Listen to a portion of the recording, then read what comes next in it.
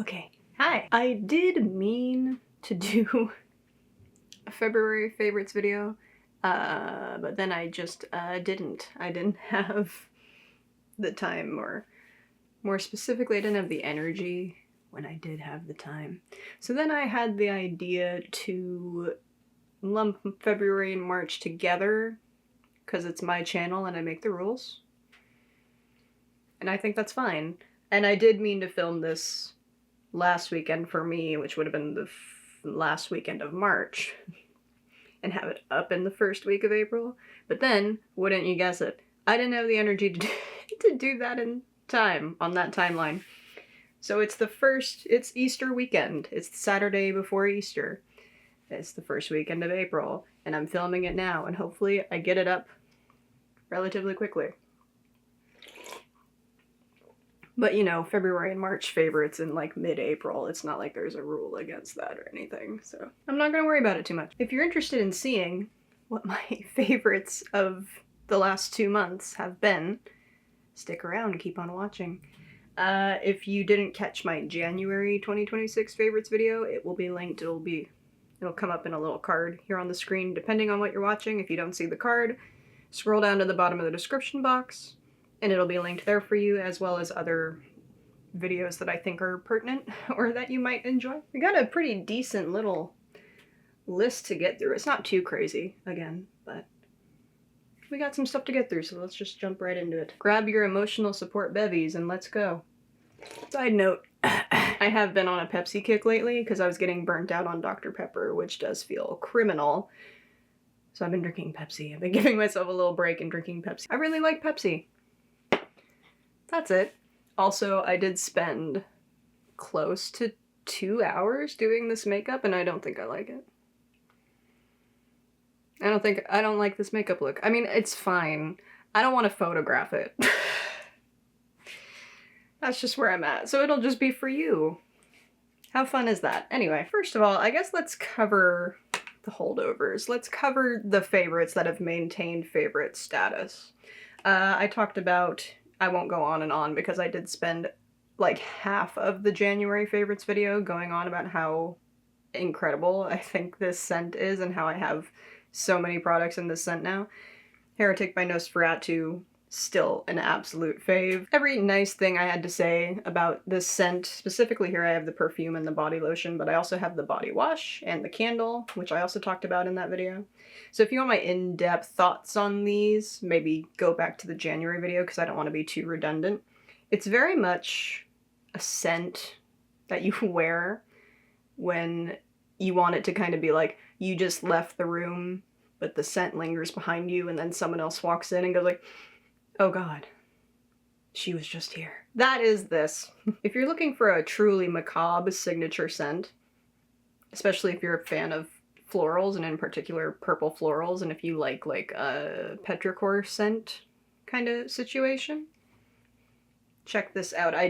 I don't know, actually. I said in the last favorites video you should be able to get a sample of this from Heretic. I actually don't know if that's the case. They do trial sizes, but I don't think this scent is one of the ones that's offered. Now that this scent is a permanent part of the line, now that it's not limited edition anymore and it's part of their permanent lineup, that might change. So you might want to hold out and see if eventually you can get a little trial size of this in like a set or something.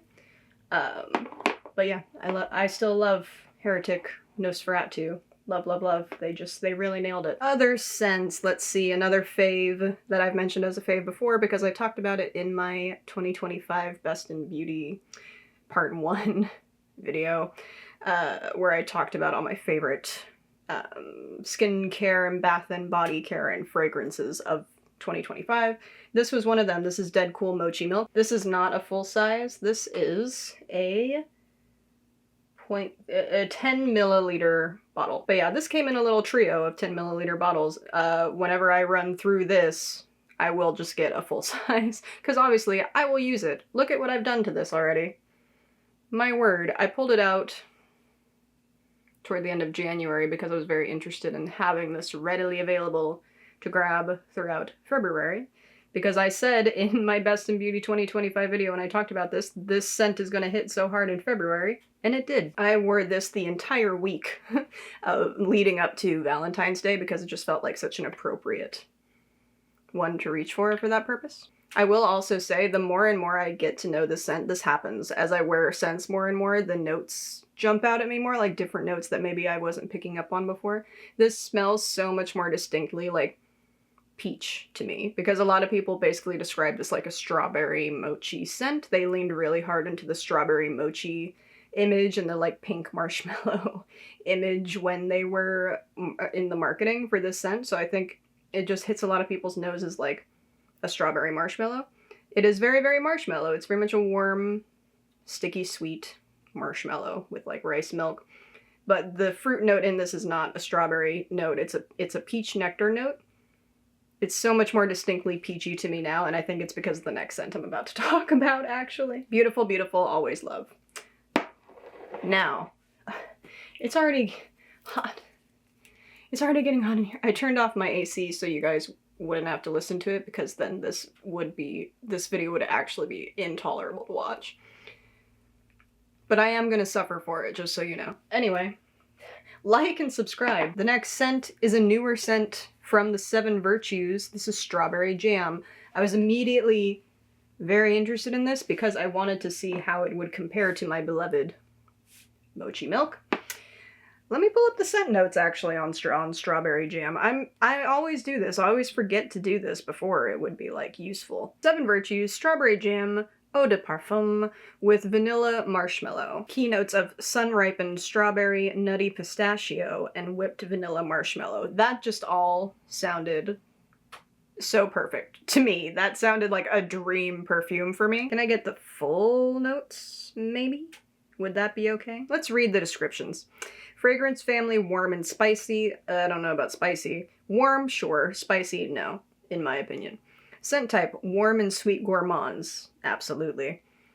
Keynotes, we already just talked about. Fragrance description.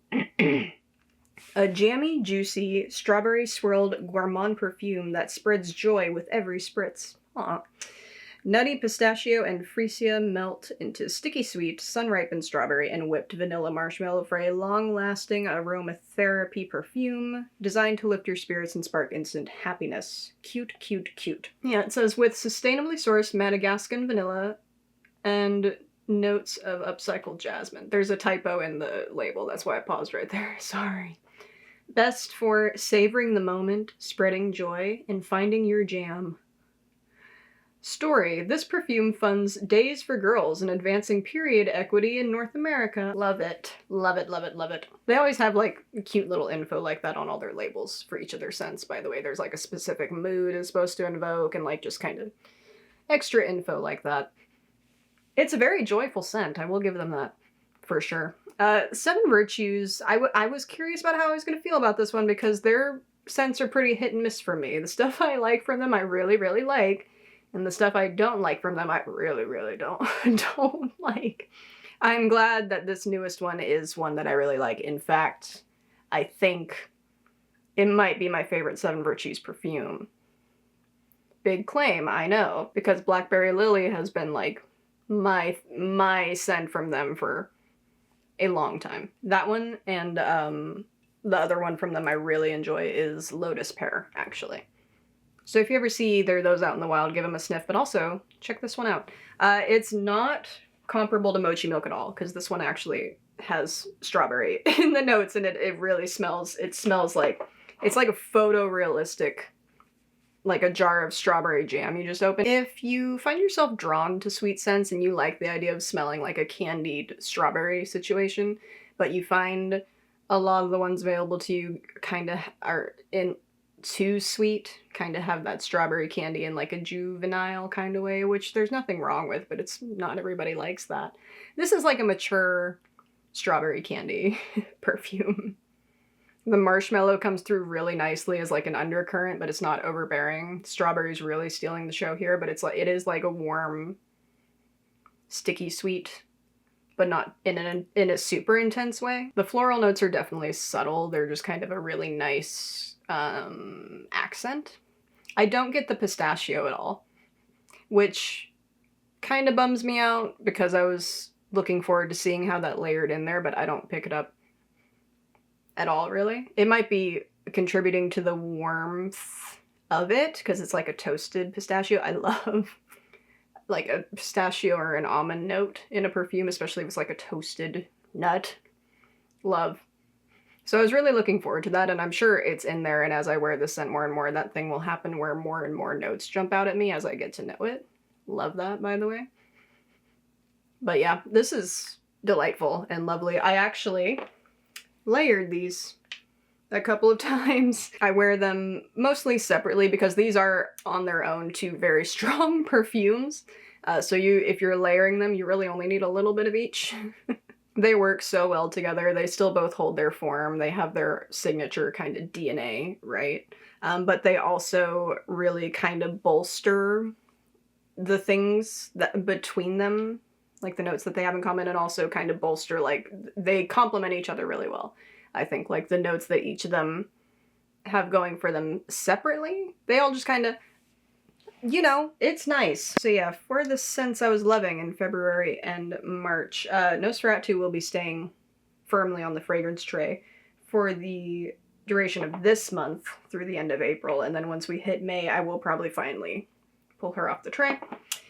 I think I feel the same way about these two, particularly Strawberry Jam. Now that we're getting, like, we've already gotten to, like, 90-degree weather here in SoCal.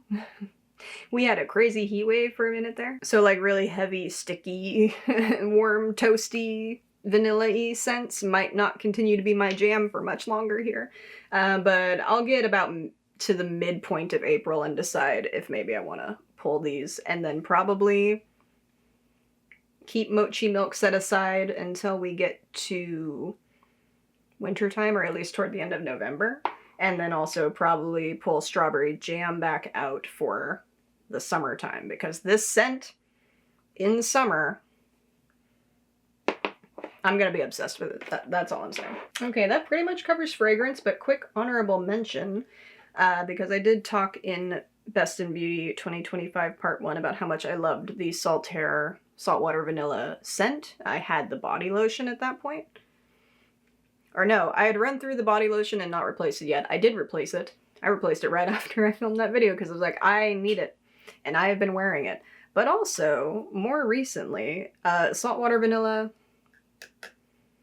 the Nourishing Body Oil. The reason why it's an honorable mention is really toward the end of March that I started really getting into this in particular, the Nourishing Body Oil. I was putting it on every day for a minute there. Obsessed. This is gonna be a bold claim and also very out of character for me, but I think I like the body oil even more than I like the body lotion that you guys heard me rave so much about before. I am so glad to have discovered this. And they just dropped the two different versions of the body oil in this scent as well. There's now like this body oil but with a shimmer in it. And then there's also a shimmering body oil that is a sunscreen body oil. And I am interested in having a hot girl summer. I am interested in being out the house this summer, and I feel like a shimmering body oil in one of my favorite scents will be very useful for that. So, maybe. But I've been loving this. And also, the serum deodorant in the same scent I've been using kind of on and off. Serum deodorant's really new to me. I don't know how I feel just yet. But the scent is great, and I do feel like why did I do that? I put that on my armpits. I do feel like as a deodorant, it's pretty effective, actually. Like, I can have it on for like a while, and I know I've been sweating and everything, and then, you know, I could do a little, you know. And I still just smell like saltwater vanilla. I don't have BO going on. So that's cool. It's just, it also being it's got 5% AHA in it, so it's also like an exfoliating, like a chemical exfoliating serum deodorant, which I don't know how I feel about. It has burned me before because I was being an idiot and I applied it to my armpits right after I shaved them, which was stupid. So I feel like, you know, it for me, it's kind of a high maintenance product, but In the long run, I might find it worth it to stick with a serum deodorant for a minute, so I'll have to update you on that at a later date. Is that it for scent? Yeah, okay, let's get into makeup. We have some holdovers for makeup as well. First thing I want to show you is look at what I've done to this lip gloss. This is the Makeup by Mario lip gloss in the shade Berry. This is such a no-fuss kind of formula. These lip glosses are easy to kind of go through quickly because they're so easy to reapply throughout the day because they're very, very, very sheer. I have it in another shade, Midnight Mauve, which was the first shade from them I tried and really, really liked. And I've been wearing that one as well, but not as much as this.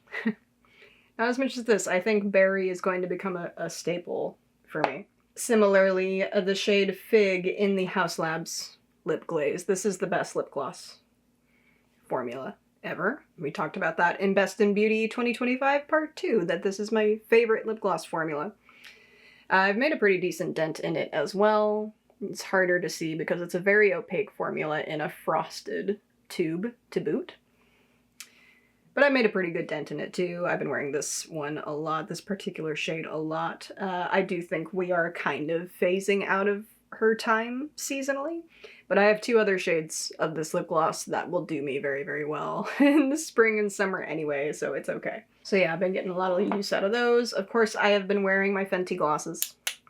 I've actually been wearing them a pretty comparable amount, but I can see when I look in the tube, I am already down to here in Rose Amber, which is my favorite shade now in the OG Gloss Bomb formula, but I thought I should mention that me and Fussy are on the up and up, okay?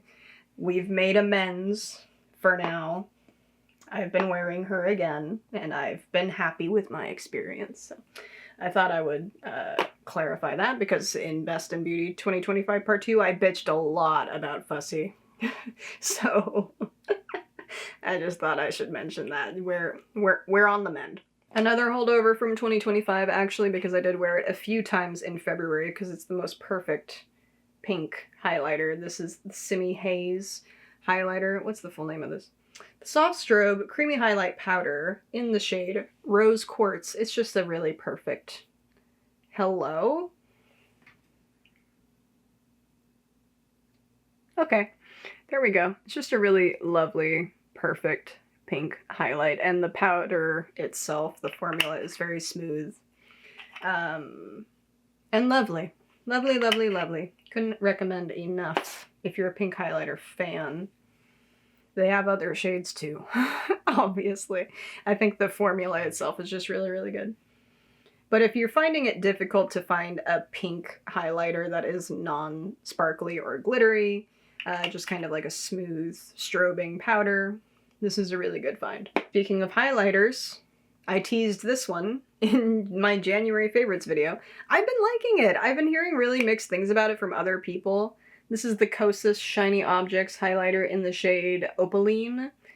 Beautiful opalescent shade, very, very blue base, but it shifts kind of like to like, I know there's kind of like a greeny, like a minty green shift to it, but it's also got like a lovely, almost like a violet shift, like a violet pinkness to it. On the skin, it kind of is shockingly wearable. I have been liking it a lot. It's best applied with a brush, for sure, for the smoothest application. I think that keeping it looking smooth has been a real issue for a lot of people, and I think, because I have heard also the testers in Sephora have like crazy hard pan from everyone doing that with their fingers, so I think keeping your fingers out of it is probably the safest way to keep this formula intact and have it perform the way you want it to. I find it applies lovely with a brush.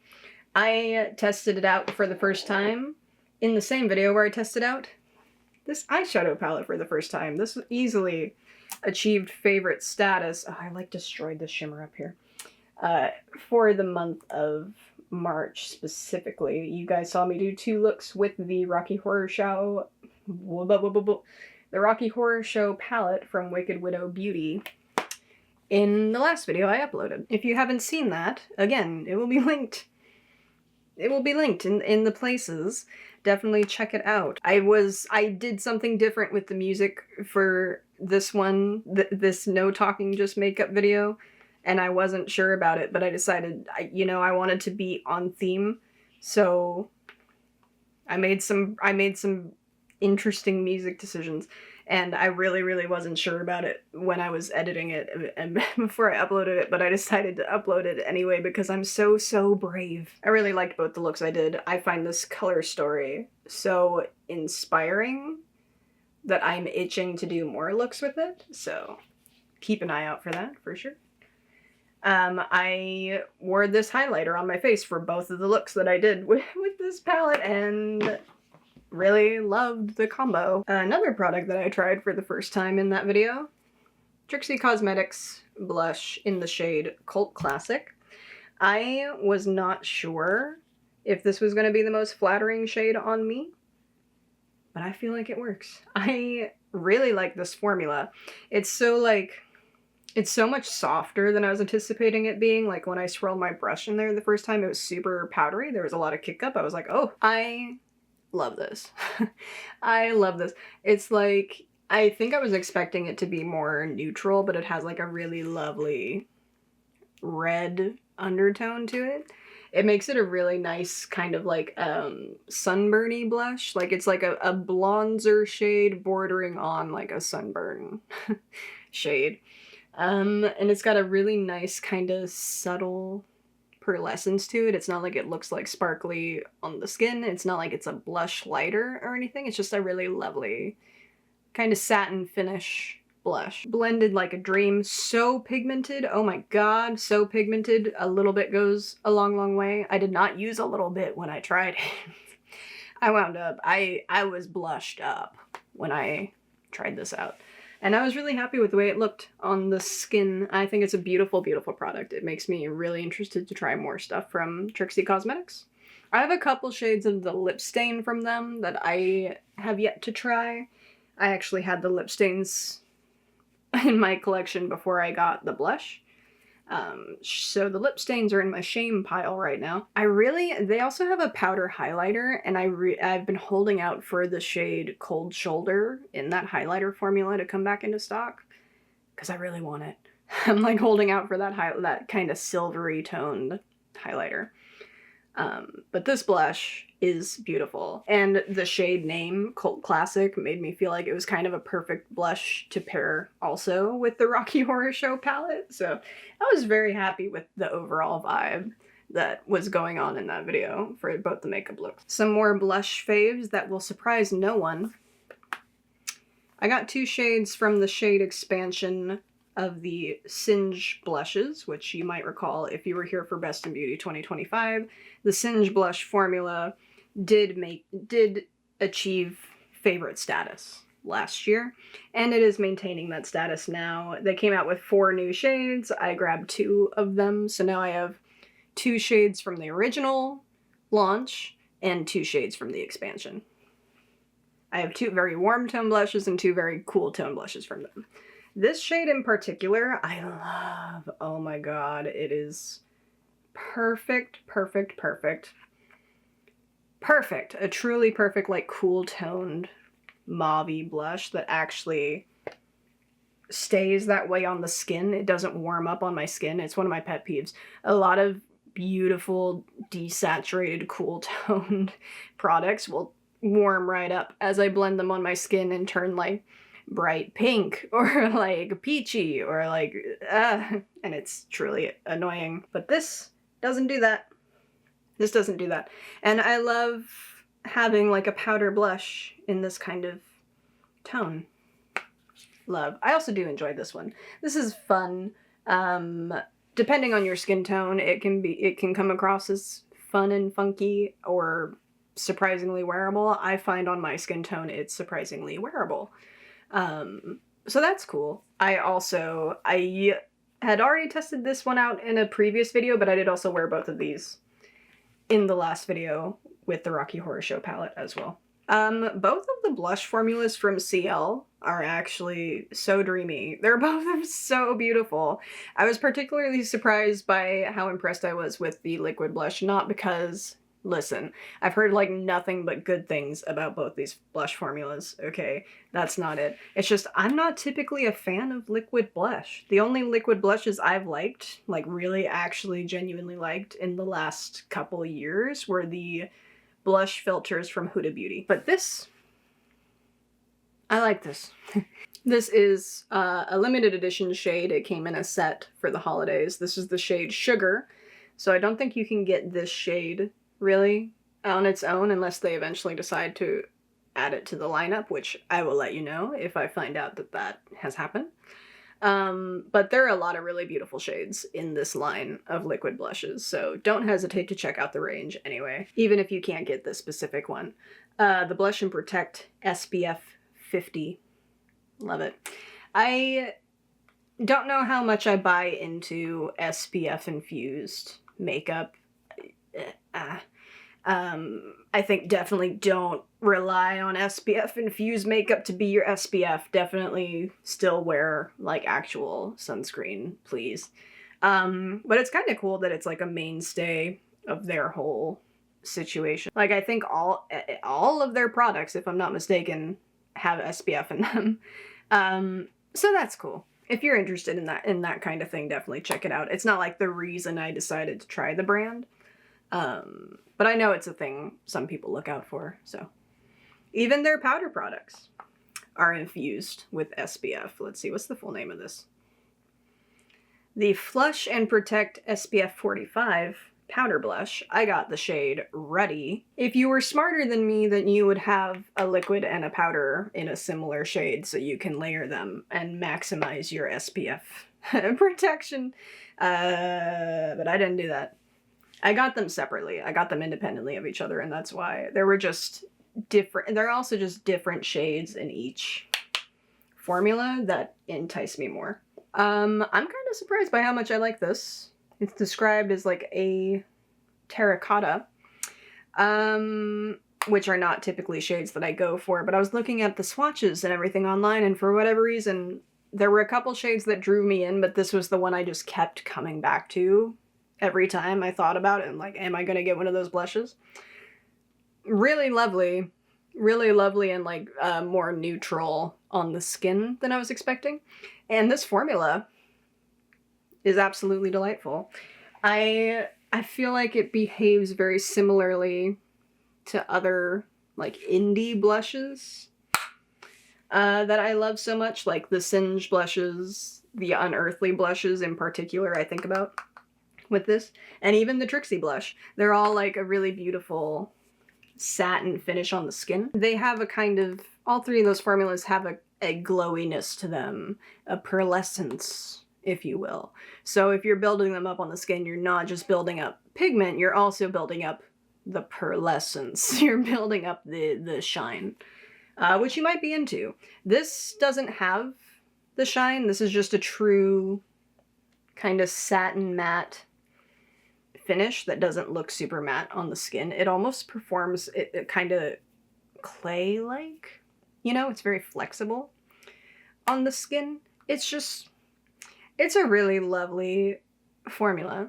I was really impressed by it. When it first came out, people were absolutely raving about it. So I figured there had to be something to that. But there are also people I follow, people I watch on YouTube who are reviewing them saying like, they're just blushes. Like, you don't have to rush out and get them. You know, more discerning kind of makeup reviewers on YouTube kind of going like, of course they're nice, but do you need them? Probably not. So I held off on picking one up for a while, but I just kind of kept going like, I just feel like that formula is going to sit really well with me. And I'm glad I picked up one of them, and I'm glad I picked up the shade that I did. Let's revisit Black Moon Cosmetics. So I'm wearing the highlighter today, actually. Let's see if lighting permits that it looks as lovely as it is. I like this. I like this a lot.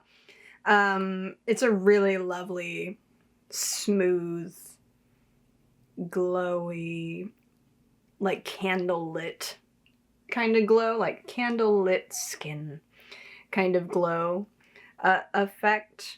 that I just really, really love. I prefer at this point with highlighter that they be more smooth and not like sparkly or glittery or metallic. And that's kind of why I was like really pleasantly surprised that I liked the Kosas one as much as I have, and that I have found it as wearable as I have. I like a fun, shifty, bold, intense moment from time to time, but for the most part, for a highlighter to be like wearable for me, I kind of just want it to be like skin enhancing, you know? And I feel like this does that perfectly. Also, the lip liner, oh my god, I've been wearing this lip liner so much. It's actually part of my lip combo today, even though you can't really tell, but it is one of the layers going on in this lip combo. Torty, I had the shade Torty. It's perfection. It's a perfect little, like, lip contour situation for me. I like this formula a lot. Smooth and glidey and, like, smudgy. It's not the, it does set down eventually, and when it does, it sets down really nicely. But it can take a while, and if you're not careful, you can wind up with the smudgy situation if you don't give it the time to dry down after application. It is a very smooth, pigmented formula. It just glides on, no issue. I like this. I like this a lot. I feel like I want to pick up more shades. That's just how I feel. Also, for the lips, the last round of products I have to talk about are all from Glisten Cosmetics, which is a brand I tried for the first time this year. I had picked up from them initially the Spectralash in the shade Maroon, which is actually on my lower lashes today. Not that you'd be able to tell all the way from there. It's a pretty subtle effect, but I do quite enjoy the Spectralash. I have the shade Maroon. They have a lot of really cool shades. I feel like I want to pick a couple more up from them, but I just love a beautiful, like a maroon or a burgundy or a plum mascara. I feel like I always need to have at least one of those on hand, and I feel like this formula is a good one. Bearing in mind, you can't really consider colorful mascaras the same way you consider normal mascaras. The formulas are going to behave differently because the pigments are different. So if you're looking for like a colorful mascara that is going to behave like a black or a brown mascara, you might have a rough go of it, to be honest. More often than not with colorful mascaras, the goal isn't lengthening or volumizing or being like smudge proof and flake free. It's just kind of to deposit color on your eyelashes. So for the most part, I kind of just treat colorful mascaras as an adornment, the same way I would like a colorful eyeliner or something like that. I don't expect perfection or even necessarily high performance. I just expect them to look pretty. That being said, I do think this does decently lengthen, to be honest. And I haven't noticed any smudging or flaking with it whatsoever. I'm just saying with colorful mascara formulas, you might come across that a lot more than you're expecting to. But I think the Spectralash is a really good option. Really, really decently pigmented, easy to build up, lengthening, non-messy. Another thing about colorful mascaras is they do tend to be drier formulas, which is why sometimes you can wind up with chunking and flaking and stuff like that. And I do feel like this is on the dry side, but it's still really easy to work with, and it builds on itself really nicely without getting chunky and nasty. So yeah, this is a really good colorful mascara formula, actually. I didn't mean to go on a tangent. That was probably really confusing. This is a really good colorful mascara formula, and they do have it in black and brown if you want to try that. For the most part, I just wear this on the lower lashes. That's typically how I like to wear colorful mascara, as like an accent on the eye. It's like an accessory, you know? But I have also worn it on the upper lashes as well, and I do think it looks really nice. Nicer than I was expecting it to, considering my previous experiences with colorful mascaras. I like this. I like this a lot. In that same order, I had gotten a shade of their Juicy tint. I got the shade Brunia, which is like a really cool, how would we even describe? You guys saw me try this a couple times in the 3 looks for February video that went up on February 28th. I loved this so much, I went back and ordered Another shade. I also got the shade Raspberry, which is just the most beautiful, like cool, kind of muted red, which you also saw me test out for the first time in the Rocky Horror Show palette video. This might be my favorite lip stain product I've tried. I am so pleasantly surprised by these. Not that I was expecting them to be bad. I picked them up because I'd heard they were good. But wow, I like these so much. As a person who has been, who hasn't really cared one way or another about lip staining and lip tinting products in the past, even though they've been so popular, I was not expecting to take to these in the way that I did. Because of the way that the applicator is, you know, it comes out with a lot of product. This one's been a lot messier than the raspberry one. I don't know what that's about. It hasn't been messy to apply. I just mean when I pull the applicator out, it's a lot messier. But you can see it comes out with a really decent amount of product. It's a really nicely sized doe foot.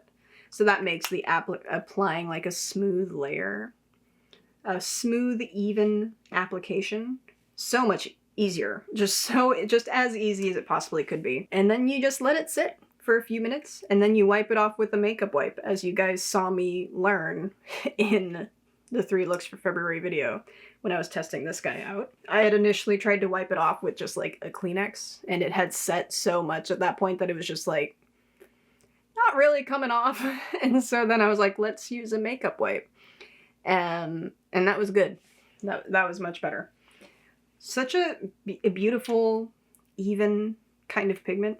It's a very saturated pigment, so it will cling in a way to drier patches of skin on the lips.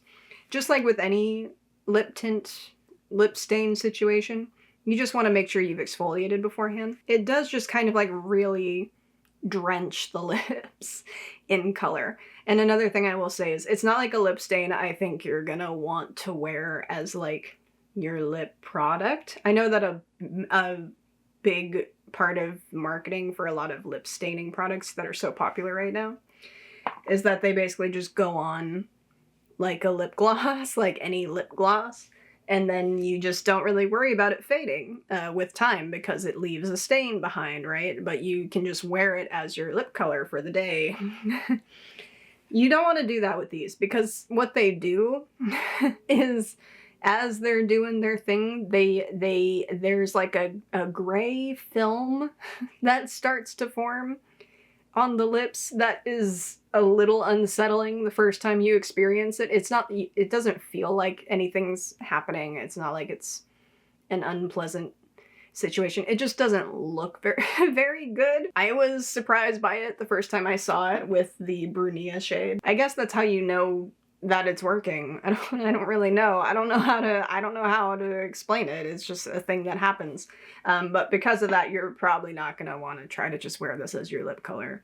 It's something that you very much use like either to contour the lips, which was one of the ways I tested this one out, or you just cover your whole lip with it, and it will be like your base for whatever other lip product you want to put on top of it. Like if you're just gonna go in with the gloss after, but you want to have a little color down that you're not gonna have to worry about fading and feathering and doing weird stuff throughout the day, or have it be like the foundation for a vampy, moody kind of lip combo, which is the way that I really like using both of these actually. I like these a lot. You can expect to see me using them a lot in the future. I think that is a really, really cool product. And with that, we got through that a lot faster than I was expecting to, not gonna lie. That is the end of February and March favorites. I hope that you enjoyed. Feel free to let me know down below what some of your favorite products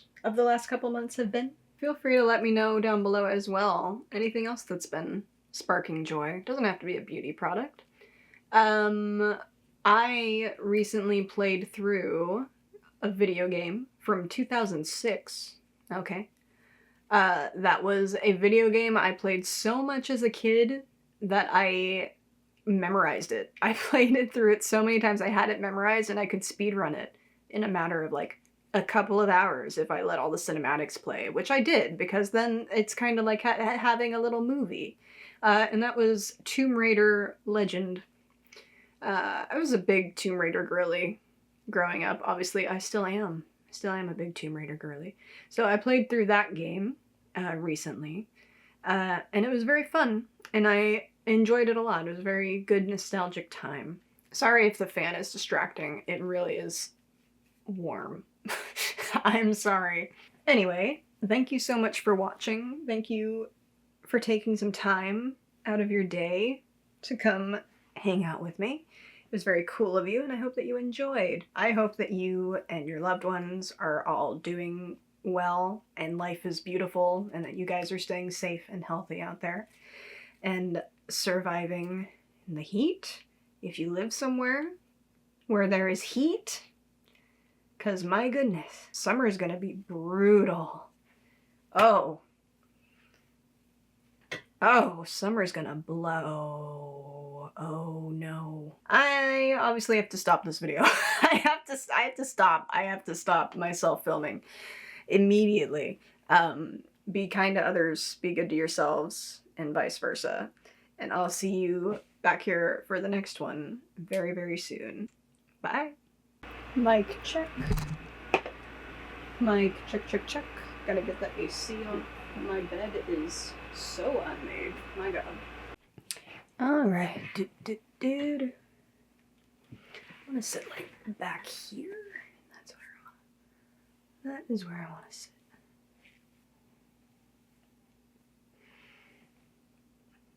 Is that okay? I don't think that's okay. Oh god.